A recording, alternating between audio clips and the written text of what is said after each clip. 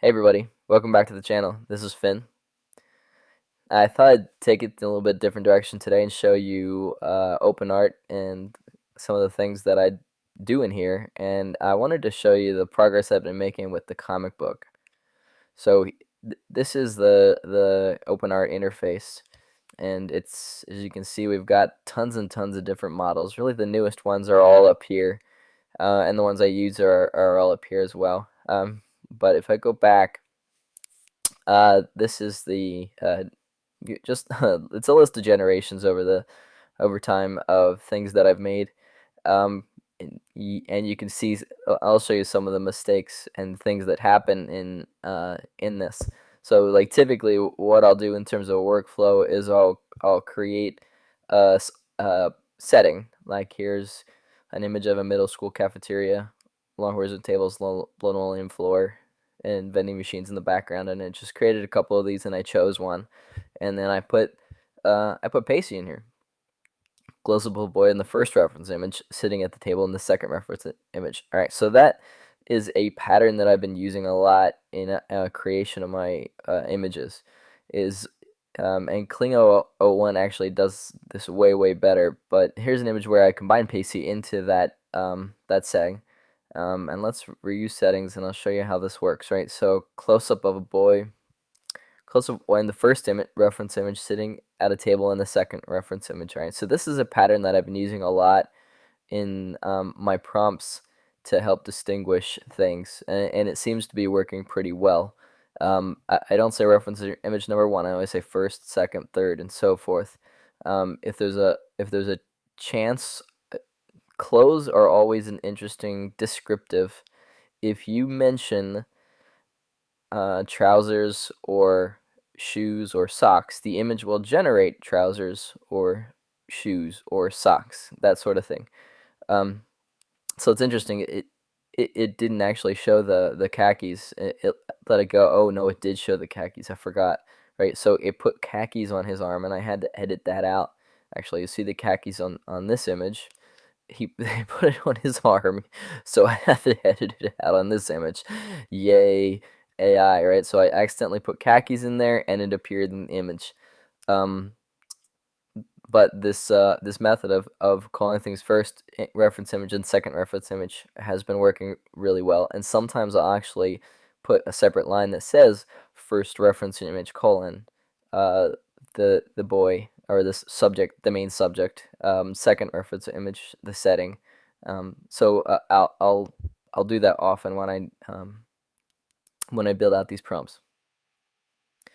Um, if I go further here, there's some really cool stuff I wanted to show you with comic books. Uh, Let me just scroll through this. So these are my comic book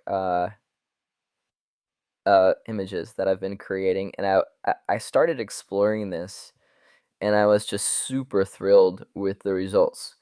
So the way that I went about this was I asked ChatGPT about some different prompts that I could use to create a comic book style, and it said, well, here's a whole bunch of them. So I pretty much went through these and generated different pictures based on what style it was, and I just looked through them and decided, all right, which ones do I like the most? And I really like this painterly style that was inspired by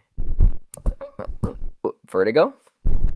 It really has a lot of nice. I don't know. It just has a really nice effect, and I'll show you the comic that I've been building later. But here's an example down here of Pacey and the sphere, which you'll see in the next episode, right? So the sphere is what gets the boys into trouble. I had trouble getting the size correct, so uh, here in here, right, this one over on the left is a little too thin. Uh, I can't remember what I didn't like about some of these. I was just going for a picture here, but oftentimes what'll happen is the sphere would be too big, and I'd have to ask for it to get smaller. So here, and I would say, oh, I want the sphere as the size of an orange. and it would shove an orange in there for the sphere, and that was like always problematic. So I'd have to end up asking the model to replace the orange with a picture of the sphere. Um, and I did actually use a lot of the same images from the realistic videos that I've been creating as well.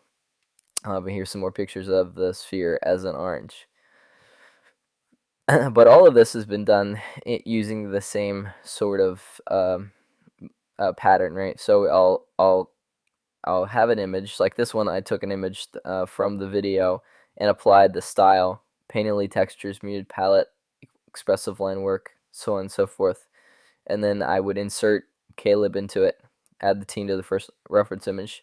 He has his back to the camera. Okay, so every time you put a person in the image, it will be facing the camera. No matter what you do, it's almost always facing the camera. So if you want the back to the camera, you have to explicitly say that. And on top of that, you want to talk about their clothes so that it doesn't mess up, right? So it'll be interpretive and it will do what it wants if you don't specify. So I often have a common clip that I say about clothing, like so wearing white socks, faded blue jeans, those will be in the image if you say it, and then a desaturated red hoodie with the whole hood pulled back off his head, right? If I don't say what I want here with the hood, it will sometimes be up, it will sometimes be down, right? And here's an example where I took the second reference image and described it a little bit more and always put the style. Okay, so let me show you the comic book as well. Okay, so and here's my comic. So let me just shrink this down a little bit so you can see it. But I was really pleased with the painterly style and the stuff that I could do with it. So I started building out a new version of my comic. So I did a lot of this already in Blender and with DAZ models, but the output wasn't beautiful. It was effective and it was fun, but the art output just wasn't to a quality where I was happy with it. So I kind of got stuck and I went in another direction. I'm really liking the look and feel of this, and it's gonna go on Amazon pretty soon, and I'm gonna publish this on Amazon pretty soon, so you'll be able to get it and read it there. But it pretty much goes through the same exact story. I'll show you the little bit here with Sam. It's a little bit different. Like the biggest difference with the interaction with Sam was um, the he, that Caleb eggs him on, right, and talks trash to him. And just as Sam's getting ready to punch him, somebody shoves Caleb in the back, right, because everybody's against Caleb, and the punch just barely misses him. It's hard to do this in AI videos because the models don't understand what you're trying to accomplish. So having a something mid scene where it's just missing his nose is extremely difficult, and it's much easier to do this kind of things with comics because you can explain exactly the point in time details like this, and it's just a little harder to do it in the videos. But here's my comic, and it's looking pretty good.